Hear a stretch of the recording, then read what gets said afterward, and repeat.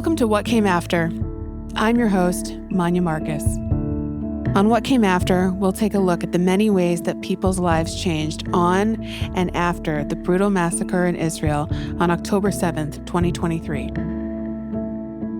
We'll be speaking with people in Israel and around the world about how the devastating attack by Hamas has shifted, shaped, and changed them. To learn more about our podcast, please visit us at whatcameafter.com. I'm Manya Marcus. I host What Came After. I'm sitting here on July 16th, 2025, with someone who feels like much more than a summer intern, but is in fact a summer intern, Keren Glicksman. Keren just flew in from New Jersey to join me for 5 days. You have been working on putting together some mini episodes from my trip to many places in Western Europe this past January and February. That trip was done in Paris, Brussels, Amsterdam, Rome, and Warsaw with Maya Zanger-Nadis, the podcast producer. And while we were there, in addition to doing lightning rounds of interviews, we also tried to take some audio of our own reflections of the experience that we were having. And I asked you to put together some mini episodes using this audio as your clay. So we are now outside Chicago at the Skokie Public Library. So why don't you introduce yourself, tell us who you are and how you got here. Yeah, I'm Keren Glicksman. I am coming up to being a senior in Binghamton University, majoring in creative writing with a minor in sound technologies. Like Manya said, I've been interning for the podcast. I've been editing the episodes, helping with some creative decisions.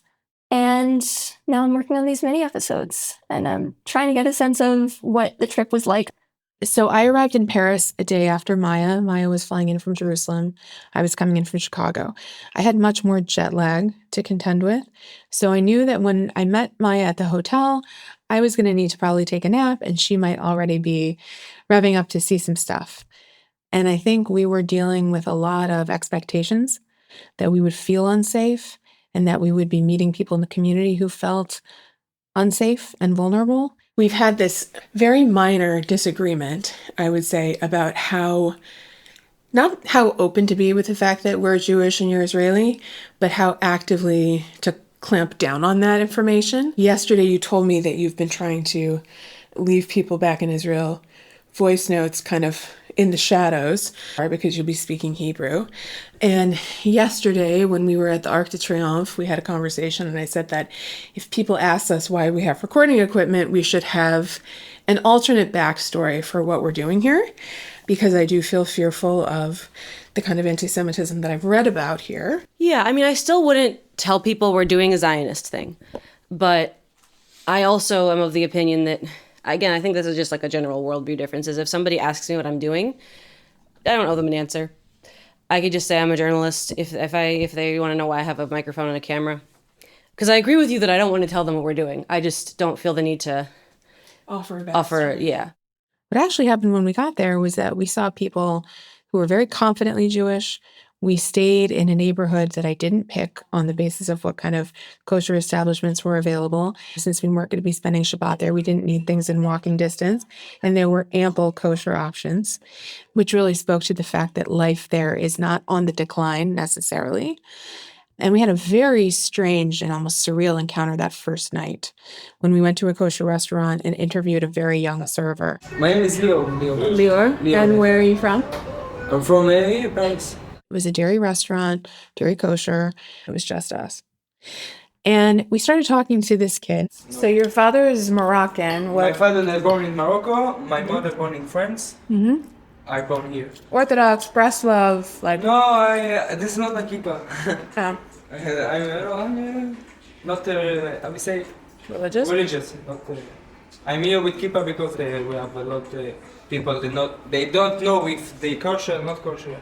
I see. So I'm a kippah, so you coming and you should. And his friendliness and sense of camaraderie with other people, I would say, in his field, in hospitality and serving, really transcended any kind of tension that he felt that there was between Jews and Arabs. The media is lying. The media is not real. Yes. But I thought that there were demonstrations, just not here. No, yes, but how I said before, Like the They people live with who've us. been here, the Arabs and Jews have lived together well here Exactly. for a long time. Exactly. And then Exactly. outside. Okay. Exactly. Okay. And when you see, like a few years ago, it was in Easter Kasher, you know, Yeah. The Atta- supermarket yes, attack. you know. And there is also in Israel. Not every Arab make A terror attack. There is not all the time is Israeli Arab. Is half of time is a Palestinian from yes. From the West Bank. Exactly. While we were there, the only other people who were coming in were sort of like food couriers, delivery people. And just by look, I would guess that most of them were Arab men. And Lior gave each one of them a hug, a kiss. They, kiss on the cheek. They chatted in French, so we don't know what they were saying, but there was lots of laughter. And he kind of said, "Look, this is how it is, or this is how it can be." All the delivery guys, they all respect me. Because here the problem is people not from France, not from they come from outside. I believe there was a sentiment from him that all the wild stuff, all the violence and the antagonism and the tension that has cropped up since October 7th has really been caused by a few agitators who are really new immigrants from Muslim countries to Paris and to France, because he has this sense, and I don't know the historic veracity of this or not, but he has a sense that Jews and Arabs have lived in France for many hundreds of years in relative harmony. That was what was unshakable, was that the set point for our country is harmony. And what's happening now, that's this kind of new crop who's trying to start things up. But we know who we are, and we are the tolerant, and we are the servers across race, religion, and creed. We are young people. I think in a lot of ways, what he was reflecting to us, a lot of his identity was also about being young. Do you like being here or in Israel more? Myself, I don't know this question, to answer this question. Because I'm not religious, but I believe that Israel is everybody, every Jew has to finish his life in Israel. I believe in that. Okay. Every Jew, no matter from Miami, from Los Angeles, from no matter, he has to finish this life in Israel. Because his land, and this is the land of Kodesh. Wallick. Yeah, Kodesh. Not for only the Jews. The Christian believe in that, and the Arab believe in that. It's the land of Kodesh. Not the Jew, not all other Jews. Only Christian and Arab, they think like me. But you like to be here? Yes, I prefer here. Because I'm not religious. If I was religious, I was living there. There are a lot of people in Israel who aren't religious. Yes, but I prefer here. Okay. If I there, I will. More want to be want to get closer. Yeah, to mitzvot. How old are you? I'm 21.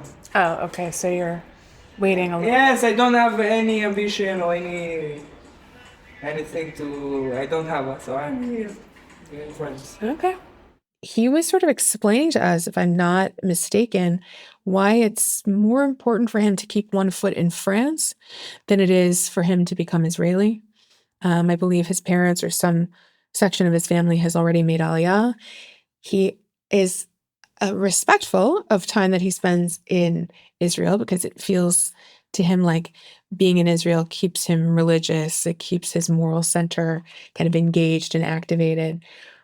But he really sounded like it's not that fun.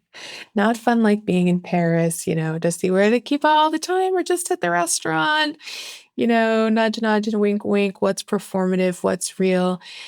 He's an adolescent. He might be in his 20s, but I think you're an adolescent until you're 25. He was playing around with a lot of different identities. So Lior really, really undid any preconception about a conversation that we would be having with an 18, 19, 20-year-old Parisian Jewish server in a kosher restaurant. That's something I noticed also listening back to the conversation with him, was that he had this sense of adolescence and this sense of, I want to stay young and have fun in Paris. But he also said that he believes that every Jew's end goal should be Israel, and that that's, where you should be at the end point in your life. And I think also a common thread in a lot of our episodes this season has been this question of, where do Jews belong do we belong in a diaspora? Do we belong in Israel? Should we be making aliyah? Should we be making sure that we maintain a Jewish presence outside of Israel? I was wondering, as you continued on to have these interviews, these different messages that you were getting from different people, how did they compare, and what were you thinking about that? These interviews are a fresher experience for you than they are for me because I haven't listened to them. And you have recently. You are right. Lior had this idea that in the end, it's Israel, right? Now, I feel like that's a reference to residing in the state of Israel, but it's also a religious reference to like the kind of inevitability of Eretz Israel as the ancestral and future homeland. This idea of Am Yisrael, right? The people of Israel, something about this inevitability between the identity of a Jewish person anywhere that sort of lands finally with Israel. Because he has family in Israel, and because France is a community that is so connected to Israel, something we found through the European diaspora, I think that his idea is that, yes, he will end up there. But his sense that he's going to end up there is very much tied with his sense that he's going to become pious, since he believes that he's going to have this sort of like wayward, incredibly energetic, fun, intense, memorable youth. Okay, like he's in that now, but he really holds in his sights somewhere out there in periphery. I will be pious. I will be something about piety is the word that I want to emphasize when I talk about what struck me with Lior. It is what struck me with many conversations with Jews in these 5 cities we were in is this sense of we need to be here where we are. We need people to be here where we are. But of course, it all ends with Israel, you know, and even the notion we had when we spoke to 2 Jewish student leaders, an episode you edited and is out and beautiful in my view. David Fiorentini said, you know, and I think it's really the quote of the season, Israel is our life insurance. Now, in what way would that resonate with Lior? I think Israel makes him feel like there's a place that he can go when he's ready to hang up however he envisions his youth defining him. Israel will be a place where he can age in a meaningful way. And it's so interesting to see that sentiment filtered and reflected all these different ways by such a young man. That interview was very surprising, and I think it left us feeling disoriented. And so suddenly these interviews where we thought we knew the quote-unquote point, we understood after just that first day in France that we didn't know the point at all. And the point would be revealed to us as we did the interviews, which is as it should be.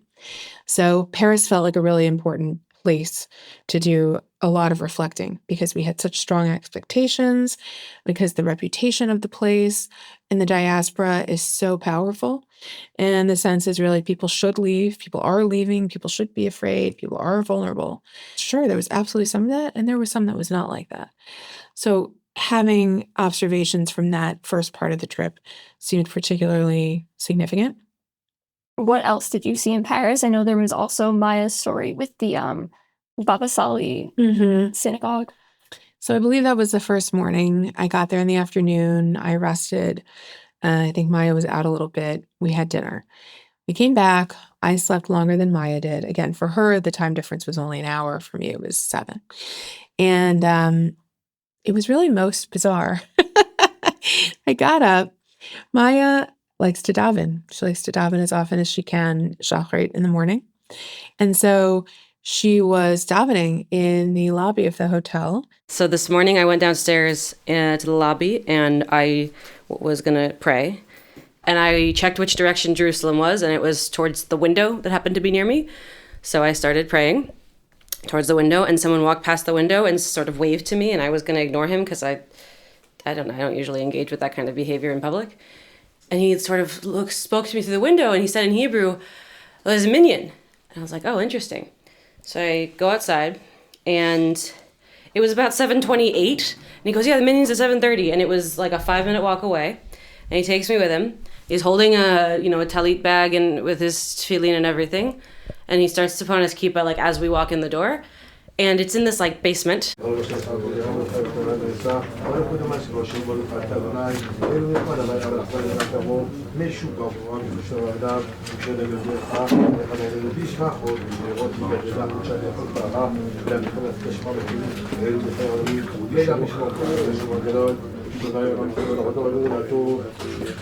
It's a little like shul, like a with a beit midrash and everything.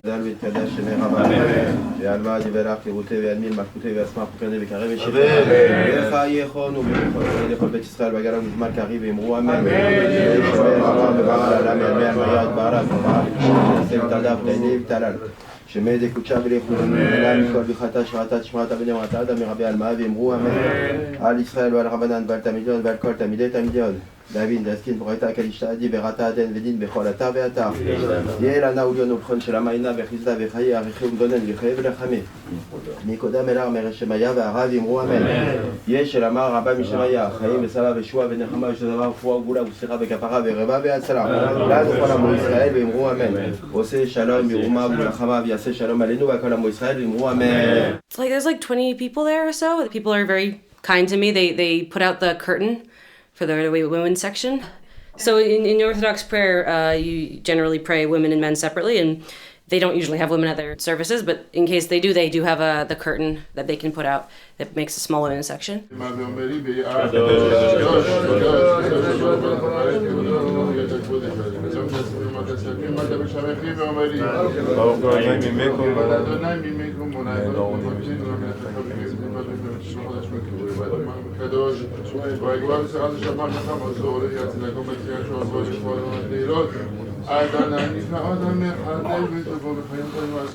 I sort of got this message from Maya that someone picked me up or someone took me from the hotel. They saw me davening and I went to his shul.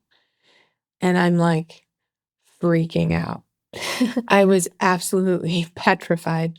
I was kicking myself that I don't have a feature that connects my phone with Maya's so that I can see her location.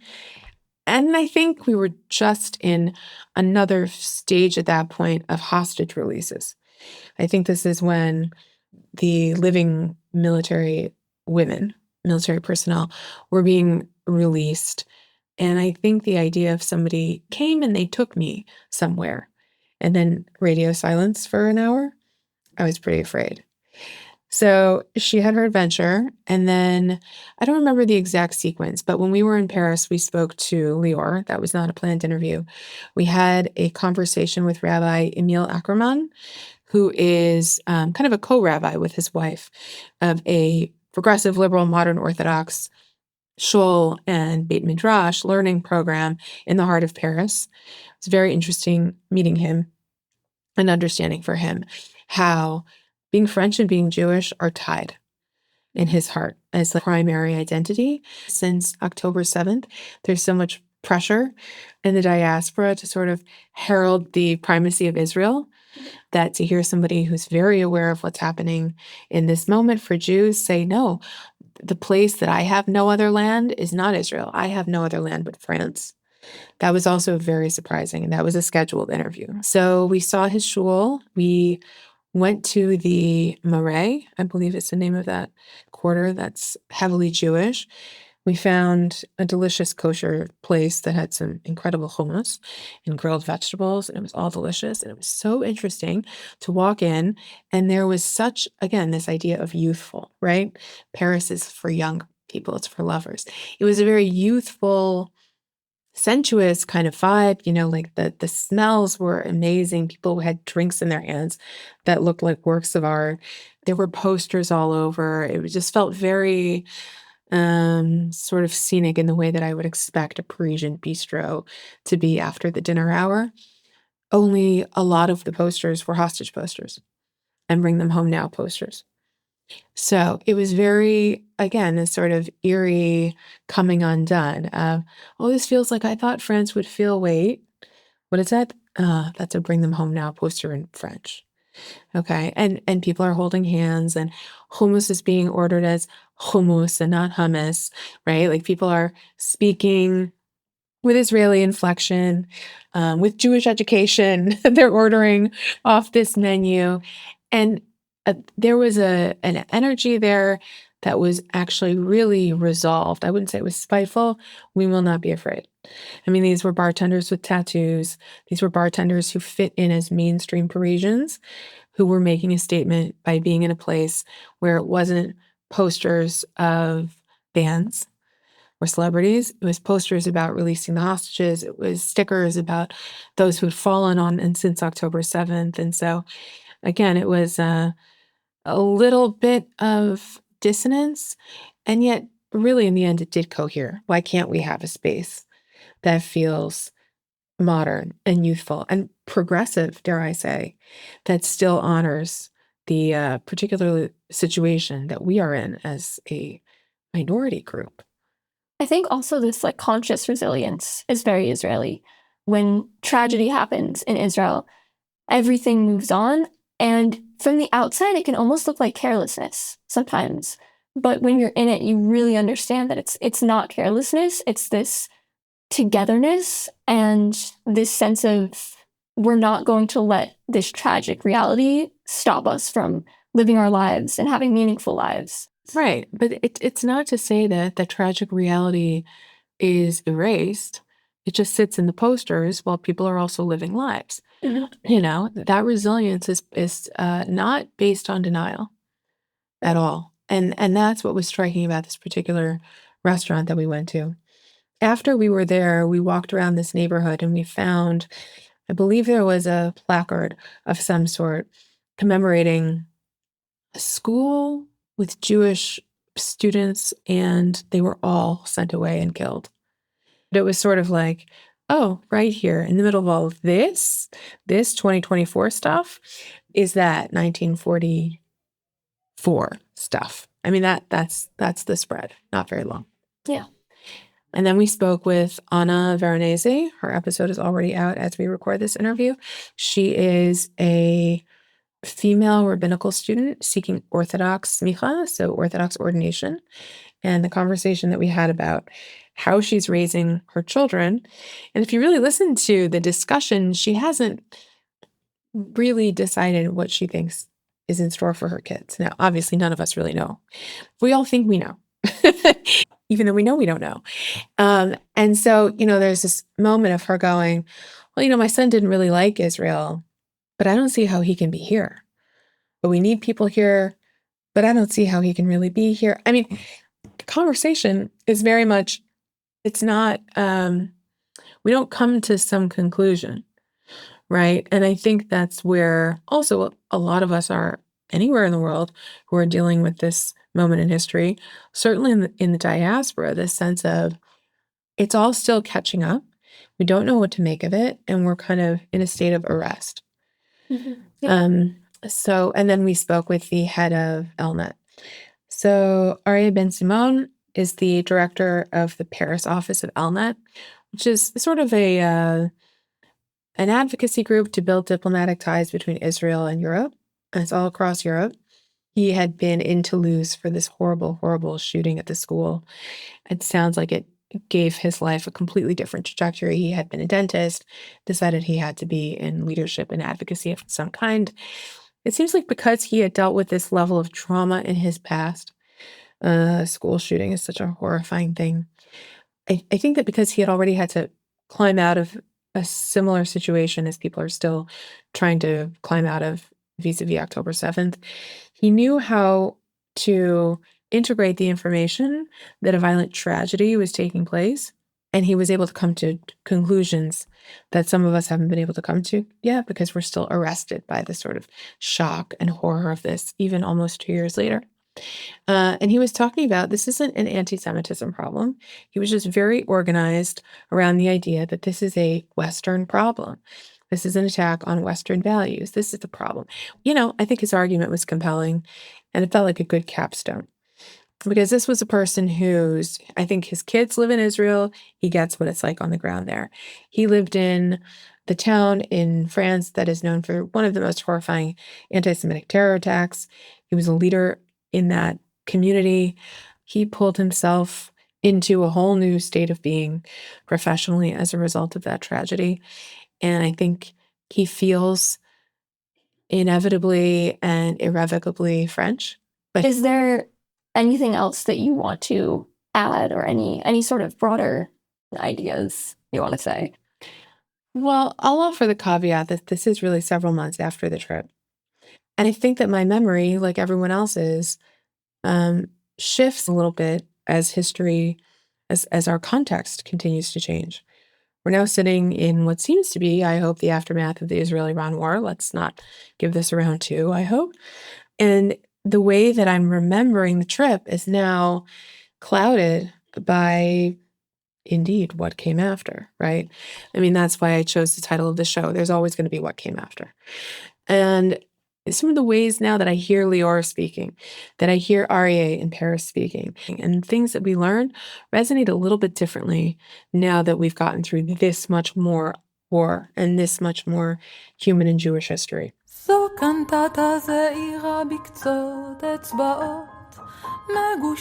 Thanks so much for listening. If you enjoyed this episode, please rate, review, and subscribe to What Came After wherever you get your podcasts. You can also find us online at whatcameafter.com.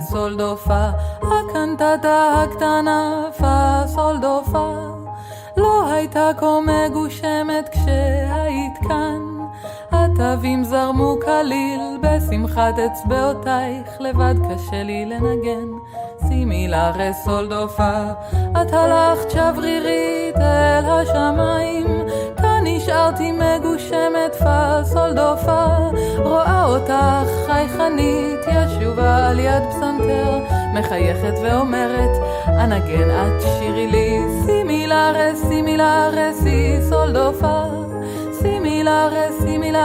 si sol do fa אוי יקירתי מתוקתי או קטנטנה שלי אלוהים קשה לי לנגן זאת כשאת לא איתי זוהי תפילה קטנה לה לה לה לה נאמרת מליבי ומאצבעותיי זו קנטטה זעירה בלי מילים קדושות מדי שיר קטן עלוב ודל יסלח לי אלוהי סימילארה סי סול דו פה סימילארה סי סול דו פה חצוצרות המלאכים ינגנו כך בשבילך הקנטטה הקטנה עד אלייך תעלה חצוצרות המלאכים ינגנו כך בשבילך הקנטטה הקטנה עד אלייך תעלה הקנטטה הקטנה עד אלייך תעלה סימילארה סי סול דו פה